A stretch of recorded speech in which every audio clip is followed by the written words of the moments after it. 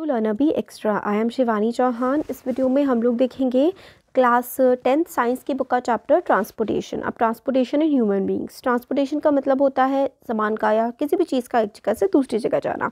तो ह्यूमन की बॉडी में चीज़ें ट्रांसपोर्ट कैसे होती हैं? ब्लड की हेल्प से होती हैं। तो देखते हैं। हम लोगों ने इससे पहले वाले सेक्शन में देखा कि ब्लड ट्रांसपोर्ट करता है फूड को, ऑक्सीजन को और वेस्ट मटीरियल्स को हमारी बॉडी में। क्लास 9th में हम लोगों ने पढ़ा था कि ब्लड जो है वो एक फ्लूइड कनेक्टिव टिश्यू होता है। तो ब्लड एक फ्लूइड कनेक्टिव टिश्यू है ना।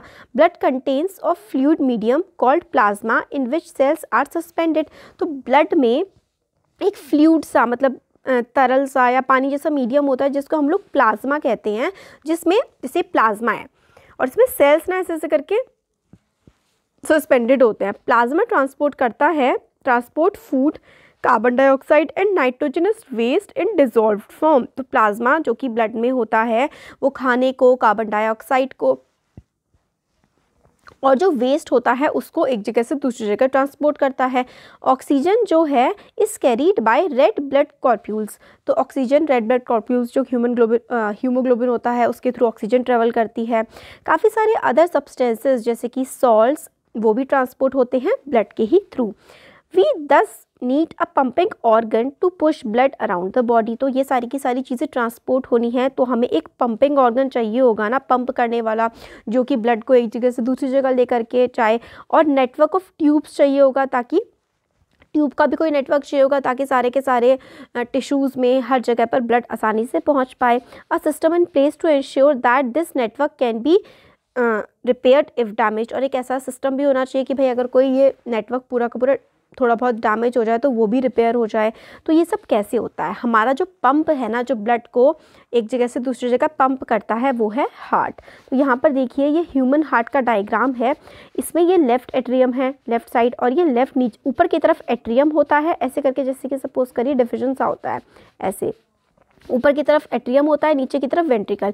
तो left atrium left ventricle, right atrium right ventricle, इधर ये वेना कावा होती है और ये अपर वेना कावा, ये एओर्टा, और पल्मोनरी आर्टरीज और पल्मोनरी वेन्स। तो ये सब है। अब देखते हैं pump the heart. Heart is a muscular organ, मतलब मस्कुलर ऑर्गन होता है जो कि हमारी मुट्ठी के बराबर होता है। बिकॉज क्योंकि ऑक्सीजन और कार्बन डाइऑक्साइड दोनों के दोनों ही ब्लड से ट्रांसपोर्ट होते हैं। हार्ट में अलग अलग चेम्बर्स होते हैं क्योंकि हार्ट में से मतलब ऑक्सीजन भी ट्रांसपोर्ट करनी है, कार्बन डाइऑक्साइड भी ट्रांसपोर्ट करनी है, इसलिए जो हार्ट में से नहीं ब्लड से ऑक्सीजन कार्बन डाइऑक्साइड दोनों ट्रांसपोर्ट होती है, इसलिए हार्ट के चेम्बर्स होते हैं। जैसे कि हार्ट है तो इस तरीके से 4 चेम्बर्स टाइप में डिवाइड होता है ताकि जो इंटरमिक्सिंग है ब्लड की वो ना हो पाए, to prevent the oxygen rich blood from mixing with the blood containing carbon dioxide. तो जो ऑक्सीजन रिच ब्लड है वो कार्बन डाइऑक्साइड रिच ब्लड से मिक्स ना हो जाए, इसका ध्यान रखते हुए जो है 4 अलग अलग चेम्बर्स होते हैं। कार्बन डाइऑक्साइड रिच ब्लड जो होता है उसको लंग्स तक पहुंचना होता है for the carbon dioxide to be remove. तो जो कार्बन डाइऑक्साइड वाला ब्लड होता है ना उसको हमारे लंग्स तक पहुंचना होता है ताकि कार्बन डाइऑक्साइड ब्लड में से रिमूव हो जाए। और ऑक्सीजन वाला जो ब्लड होता है जिसको हम लोग ऑक्सीजनेटेड ब्लड कहते हैं, जो कि लंग्स से आता है, उसको वापस हार्ट में भेजना होता है। जैसे इस तरीके से आप लोग समझिए कि ये हार्ट है और ये लंग्स है।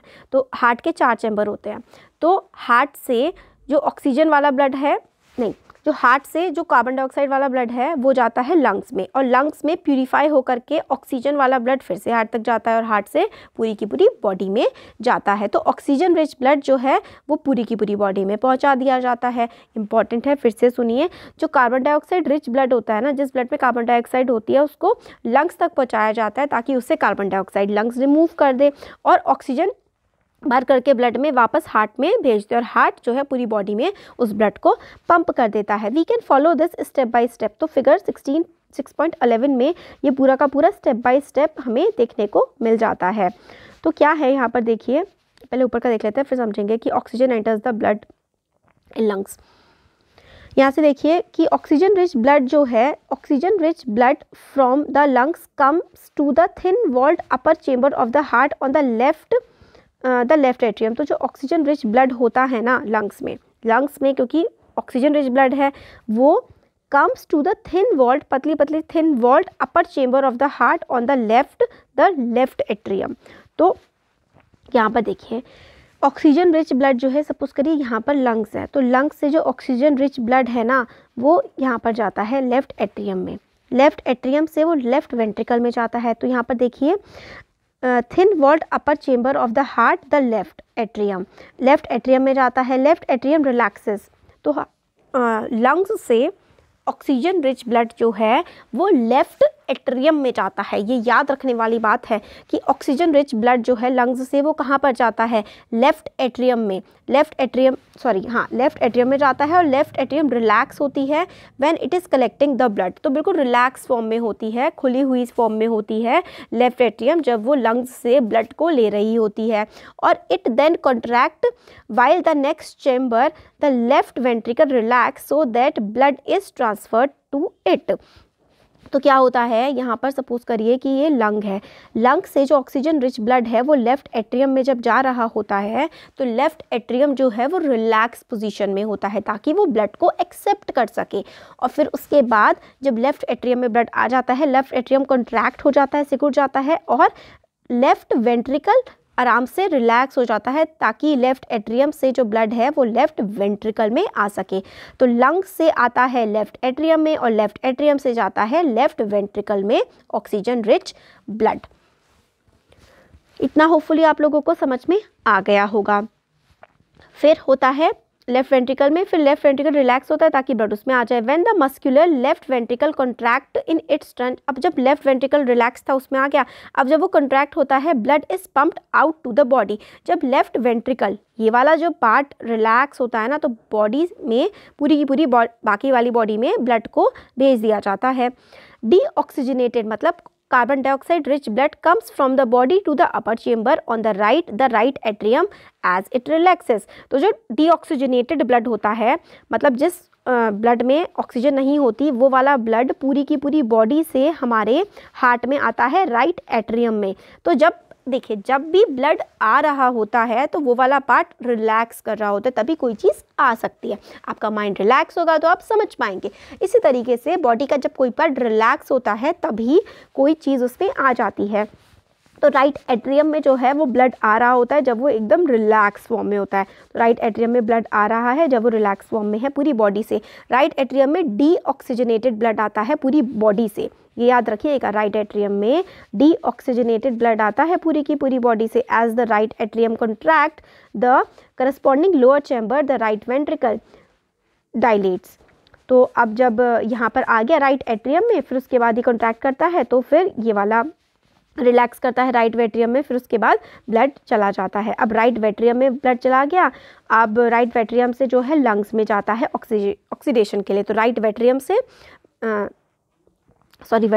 राइट वेंट्रिकल से जाता है लंग्स में blood. Since ventricles have to pump blood into various organs they have thicker muscular walls than atria do. Valves ensure that the blood does not flow backward when the atria or ventricles contract। तो देखिए जो ventricles होते हैं ना, ये जो नीचे वाला पार्ट होता है, ऊपर वाला पार्ट क्या होता है एट्रियम और नीचे वाले दोनों क्या होते हैं वेंट्रिकल। तो वेंट्रिकल्स जो होते हैं ना इनकी जो वॉल्व्स होती हैं, तो वेंट्रिकल्स की जो वॉल्व होती है ना वो थिक होती है, काफ़ी थोड़ी मोटी सी होती हैं एट्रिया से। एट्रिया ऊपर वाला पार्ट होता है उसकी जो वॉल्व्स होती हैं वो पतली होती है और वेंट्रिकल्स की वॉल्व्स जो हैं वो थोड़ी सी मोटी होती हैं।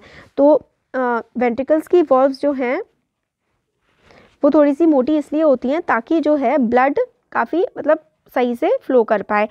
Valves ensure that blood does not flow backwards and the atria और वेंट्रिकल्स कॉन्ट्रैक्ट। तो ब्लड जो है बैकवर्ड ना फ्लो करे, मतलब ये इंश्योर किया जाता है कि ब्लड ना बैकवर्ड ना फ्लो करे, इसलिए जो वेंट्रिकल्स की वो होती हैं वॉल्व्स वो काफ़ी ज़्यादा मोटी सी होती है, आप ये समझ लीजिए बस। मस्कुलर वॉल्व्स होती हैं वेंट्रिकल्स की ताकि ब्लड बैकवर्ड पीछे की तरफ फ्लो ना कर जाए।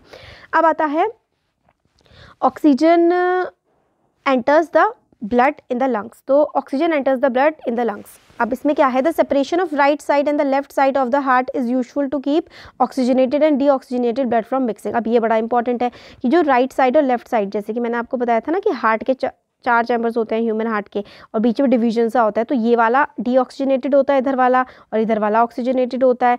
तो लेफ्ट साइड और राइट साइड में सेपरेशन इसलिए होता है ताकि ऑक्सीजनेटेड और डीऑक्सीजनेटेड ब्लड जो है वो मिक्स ना हो। ऐसा सेपरेशन जो होता है वो हाईली एफिशिएंट होता है ताकि मतलब ऑक्सीजन की सप्लाई बॉडी में अच्छे से हो जाए। This is useful in animals that have high energy needs. तो 4 चेम्बर्स जो होते हैं हार्ट के वो ऐसे एनिमल्स में होते हैं जिनकी एनर्जी की नीड काफ़ी ज़्यादा होती है। जैसे कि बर्ड्स हो गए, मैमल्स स्तनधारी जो दूध पिलाते हैं अपने बच्चों को, उनको काफ़ी ज़्यादा एनर्जी की ज़रूरत पड़ती है ताकि अपनी बॉडी का टेम्परेचर मेंटेन कर सकें। ह्यूमंस को काफ़ी एनर्जी की ज़रूरत पड़ती है ताकि ह्यूमंस अपनी बॉडी का टेम्परेचर सही तरीके से मेंटेन कर सकें। इसलिए ह्यूमंस के जो हार्ट होते हैं उसमें 4 चैम्बर्स होते हैं। और बाकी सारे एम्फीबियंस, रेंगने वाले जानवर और पानी में रहने वाले जानवर, उनके 3 चैम्बर्स हार्ट होते हैं।